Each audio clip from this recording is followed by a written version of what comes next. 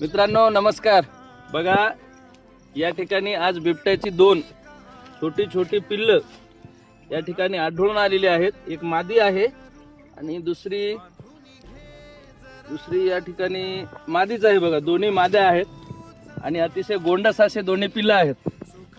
तर शेतकऱ्यांनी जगावं की मरावं हा प्रश्न मुळामध्ये उद्भवतो, कारण की कुण्याचं पिकाला या ठिकाणी भाव नाही आणि शेतीमध्ये असं गुराढोरांसाठी चारा टाकलेला आहे। त्या चारा कापतानाही दोन्ही पिल्लं आढळून आलीत।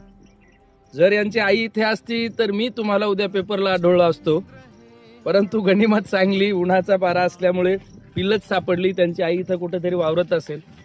पुन्हा एकदा माझे सर्व शेतकऱ्यांकडून विनंती आहे या शासनाला आणि वन विभागाच्या कर्मचाऱ्यांना की अशी जर वन्य प्राणी आमच्या शेतात येऊन वावरत असतील तर नेमकं आम्ही कुठं वावरायचं हा एक नेमका मेन मुद्दा आहे। आणि या व्हिडिओच्या अनुषंगाने हिंगोली जिल्ह्याचे लाडके आमदार संतोष भाऊ बांगर यांनाही विनंती करतोय की शेतकऱ्यांसाठी काहीतरी, शेतीमध्ये हल्ला झाला, बरीचशी या ठिकाणी प्रकरणं झालीत की शेतामध्ये काम करत असताना महिलांवर असो, गुरांवर असो की माणसांवर असो बऱ्याच प्रमाणात बिबट्याची हल्ले झालेत।